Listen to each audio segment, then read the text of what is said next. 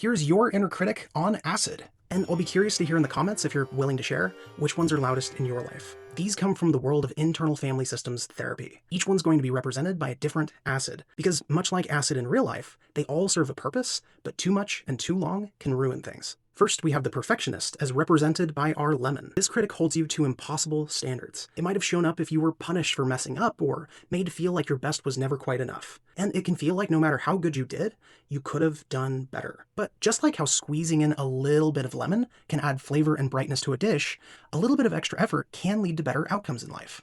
But after a certain point, all you're left with is pulp, and you're not getting any more juice out of it.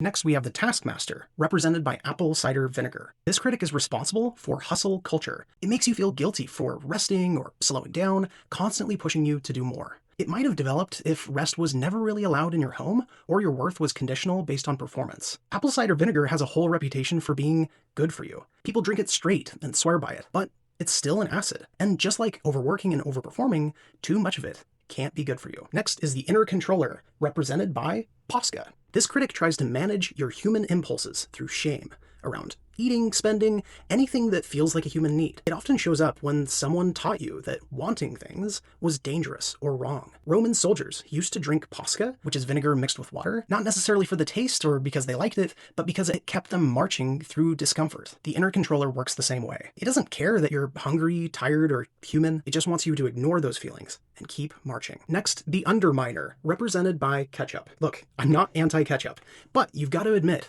that putting it on certain foods means that that's all you're going to taste. It's a safe choice when it comes to condiments. You already know that you like it, and so why risk trying something new? The Underminer kind of works like that. This critic tends to grow in environments where your confidence was punished, or where you were regularly compared to others and came up short. It keeps you from even trying, because why bother if you're going to fail anyway? It keeps you from taking risks, trying new things, and everything that you could have tasted. Next, we have the guilt tripper, represented by red wine vinegar. This critic keeps dragging you back to your past mistakes and makes you feel like a good grape gone bad. It often develops when acceptance was something you could lose and had to win back. This critic makes you hard on yourself and regret the past, keeping you from thinking ahead to the future. Next, we have the molder, also known as the conformist, represented by white vinegar. This critic pressures you to fit in. It usually comes from family, culture, or religion telling you that there's one right way to live. It can sound like, why do you have to be so weird? Or why can't you just be normal? White vinegar might be the most normal vinegar out there, mostly because it's so common. And that's exactly how this critic operates. It doesn't have to be loud or harsh necessarily, because the pressure to fit in is already built into society and everything around you. Finally, we have the destroyer. To learn about the destroyer, as well as one practical tip for coping with your inner critic, head to the next video.